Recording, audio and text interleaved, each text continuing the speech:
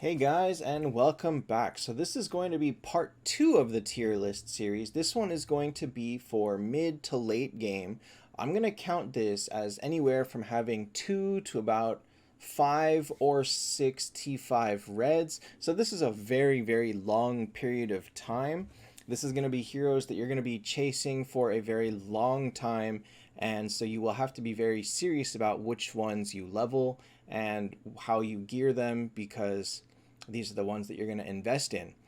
The last video, the beginner's guide, was more for heroes that you're just using on your way up. These are going to be the ones that you will actually start saving resources for specifically. As always, for more info on all heroes related or relative strength rankings, the tier list is in the video description in the Google Sheet, and you can use that to back up or make choices alongside these. So let's get into this. Okay, so number one hero that everyone is going to be wanting to chase. A quick disclaimer, this list does not cater to super whales. They are playing on a completely different field, and therefore what they need is not necessarily what the rest of us are looking for. So for the rest of us that are not spending thousands of dollars, this is going to be the number one hero that you absolutely need to chase. Now, what he does not make a lot of sense. It doesn't really make sense how he does as much damage as he does, but he does, so therefore, he is undoubtedly number one in importance and power. The way that he generally works is, as soon as somebody dies, or when he fires his skill, anybody on the enemy team that is poisoned immediately is converted into something called a fierce poison. And you can see this at their feet. They have little green mushrooms, and when they have fierce poison, it turns into big red mushrooms. And this fierce poison does something like 10 or 20 times the amount of damage that regular poison does. So if Chazlon successfully lands fierce poison on the enemy team, they pretty much just pop. The whole team just dies. They take millions of damage in one turn, and that's the end of that. That's how he ended up coming out to counter Satario. It's how he somewhat counters Nyx. And yeah, there's basically no PvP damage dealer that comes close to what he does on his own. Because all of this is done passively, even if he doesn't fire his skill, as long as someone dies, their poison turns into fierce poison. That means that even if he is stunned, silenced, petrified, anything, or even if he is exiled by Azathoth, all of this still happens. So just by being on the field, poison becomes extremely deadly. So how do we get this out of him? You're going to want his mythic skin. At this point in the game is where you're trying to choose your first red skins, and Chazlon really is the only red skin that actually has enough priority to be better than everyone else, to the point where you're going to want to actually mythic it before even worrying about anybody else's skin. The reason for this is, if you have his regular skin on, when any ally attacks, it adds a 30% chance to add poison. At Mythic, it becomes an 80% chance. So now you pair Chazlon with a very fast hero that hits the entire enemy team, such as Nyx. He hits the whole team with his skill, with energy. That poisons them. It lands the poison, and then if Chazlon gets to fire after that, it immediately fierce poisons the whole team. Or if anybody happens to die before Chazlon fires, it fierce poisons the whole team, and that's pretty much game over. So that's why, at least in the current Chazlon meta, fights tend to end at round 1 or 2, depending on how things go. Cosmic Phoenix has been a small save against that, because she prevents heroes from dying to the first round of skills sometimes, not always. And so that's why you're seeing a lot of 6-star Cosmic Phoenixes in PvP. So he definitely wants Mythic Skin. He definitely wants an axe. He obviously wants Gen 2 gear. He probably wants an attack rune. I'm not sure that it's super important, but attack rune is probably safe. He's so strong that if you don't have him, you better have a very specific game plan of how to fight him, because a team with a fast Nyx and a Chazlon pretty much is ready to kill everything turn 1 unless you can do the same thing back to them and hopefully faster. That's just how he works. So Chazlon is generally obtainable in elite chests. He's often available from events for free or very cheaply, and so you're going to want to get him as soon as possible. As of the time of this video, he's not available in the Moon Shop just yet, but I'm sure he will be eventually, and you'll probably want to get a couple copies there if absolutely desperate. It's still better to get artifacts in general. So that is Chazlon. He is quite the monster. Number 2 is going to be Koshka. And Koshka is there because she's basically the best support hero that the game has really ever seen in terms of the number of things that she does. The way that she works is when she's on the field, she puts down a totem. While that totem is active, your entire team gains speed. I believe they gain ignore damage reduce, and then if she dies, your team gets double the effects of that for a few rounds. So just by having her immediately, there's a big bonus just to start with.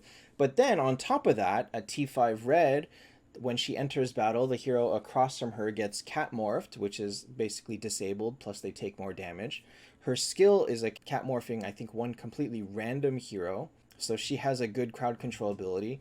And plus, when she fires her skill, she turns your team into a reflect monster, so they take a bunch of damage back. So she just has all sorts of things on top of pretty good healing as well as that. For her gear, she does well with like an hourglass. You're going to hopefully want her to be fast enough to catmorph somebody before they can do something back to you. But at the same time, if they have a scold and the scold is firing after your Koshka, you can play around with speeds and see where is the best time for Koshka to fire. She does really good with energy, but she doesn't necessarily need it because she can already catmorph one hero at the start of the battle, and because Skuld can remove it before anything anyway. So play with that, and she can use whatever artifact you deem is good for your team and the opponent. She'll definitely want a speed rune, obviously Gen 2 gear, that's just going to be everybody. Similar to Chazlon, she is also available in elite chests. And because of her, you're probably going to want to pull most of your diamond keys in Cleric, because you can get her as well as Skuld. And on a side note, you can also get Old and Phoenix if you need copies of Phoenix. So number 3 on the list is going to be Skuld. Now, she is a little harder to get because she's Heaven and Hell. And we really thought that she would never be obsoleted because of her revive, but she's not completely obsolete. The only reason that people can afford to not use her is because they kill the enemy team so fast that it doesn't even matter that you have a revive or not, because if nobody dies, do you need a revive? So I'm sure we mostly know what Skuld does, but passively, just by being on the field, she gives your team 1 free revive. Her skill is pretty bad healing, but it also gives your entire team extra true damage and crit damage, crit damage, I forget, and defense. So she's just an overall damage support dealer. She supports your damage dealers, that is to say. And so if you're looking to buff some boss damage, she is a really good one to have for that, even to the point of having multiple Skulds, all with energy to fire before your damage dealer, just to give them as much bonus as possible. You're going to hope to try and get her from Miracle Eyes, but she's really not easy to get. You're probably not going to want to spend Moonstones on her because you will want to be saving those for artifacts in general. And if you're going to end up using them for heroes like Chazlon, you won't have any left, so she's there. So Skuld's gear setup is going to be pretty much energy and speed. You're going to want her to fire ideally faster than your damage dealers to give them support and also clear their crowd control, but hopefully maybe slower than their Skuld or slower than their crowd control, so that their crowd control can fire first, then your Skuld can counter and clear yours. But that's very hard to optimize when you're fighting all sorts of different opponents, and not important in PvE where everybody is faster than you or slower than you anyway, depending on where you are. And so you don't have to think about that too much. Just put energy and speed on her and see what happens, really. Play with it after that point. Fourth and final on this list is going to be Nyx. Nyx had about a year as the undoubted strongest hero in the game. I'm so glad that that era is over because, oh my gosh, we complained to the devs so much And then they said, okay, we'll nerf him. And then the nerf was an accidental buff. And then they said, forget it. We're not going to mess with him anymore. So for a year, he was just at the top. And we were so happy to see a hero finally dethrone him, which was Setario. But then no more than maybe a month later, 2 months later, Chazlon came out and completely destroys both of them. And so Nyx now is finally relegated to lower tier, not really the powerhouse that he used to be. So here's how Nyx works. He has a pet that acts as kind of a shield for his entire HP bar, and he can't fire his skill unless the pet is actually alive. So if you hit him enough to where you break his shield and remove the pet, he cannot fire his skill. However, he does go into reflect mode, where all the damage he takes, he will do it back to you at the end of the turn.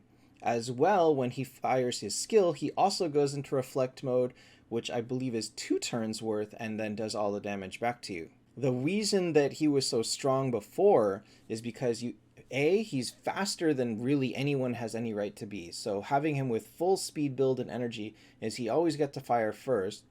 So the faster Nyx would always get more reflect damage. And then you can't one-shot him because of the pet. So if he takes massive overkill over his pet, it just puts him in the reflect state and he just does all of the damage right back to you. And that's really why he was so hard to kill, and that's why he was so strong in the early days. Now Chazlon does so much damage that it doesn't even matter anymore, but really his best use right now is to be super fast and fire his skill first, and that will basically put poison on the entire team with Chazlon's mythic skin, and then somebody else will fire, turn them into fierce poison, game over. You kind of get past that by having Cosmic Phoenix, prevents Nyx from really getting a kill first turn. Really, there isn't a very reliable anti-Chazlon strategy at this time, so right now the meta involves Chazlon and Nyx, along with other support like Cosmic Phoenix and Koshka, and hopefully a Scold, and so on and so forth. So Nyx's gear setup is generally full speed and energy, so speed rune, hourglass. His skin is nice, but not super required. The only time that it would be required is because it has speed on it, and you're trying to outspeed them, you would use your Nyx with a skin to outspeed their Nyx. But then when you get into Galileo giving speed, or you have Leo giving speed, Nyx's skin becomes less important, so on and so forth, and whatever. So whether or not you have his skin depends heavily on what your opponent has. So similar to Scold, Nyx is a lot trickier to get. He's actually tougher to get than Scold because he's been offered in events a lot less often than her, but he's still top tier in what he does, just falls back behind Chazlon. Okay, so I hope this helps. This is going to be a rundown for all the heroes that you're going to want to chase. Again, from about 2 T5 reds to 6 or so. These 4 heroes are going to be the ones that you will want to save all your Miracle Eyes and keys for when possible. The other option is always to save for them as well as new heroes, because new heroes often tend to be very strong, but they're also unknown commodities, and so it's hard to know offhand who's going to be good and who's going to disrupt the meta and who isn't. It's not easy to say which heroes you really know to save for and which to pull for, and so on and so forth. So that one you're going to have to play by your own strategies and see what brings you the most enjoyment. That's the game of Taptap, I guess. Controlled patience. Part 3 of this tier list is going to be, once you've already got these 4 built, you've got your PvP team set, you're looking at people with mirror matches, and you're trying to figure out how to optimize just a little bit to get past a mirror match. So the final part of this series will be heroes that you can choose in those options. I will also include heroes at the end that are specialized for PvE, so a little bit separate heroes that you may want to build on the side when you've got some spare copies and spare fodder. So yeah, that should be it for this one. I hope this helps, and see you guys next time.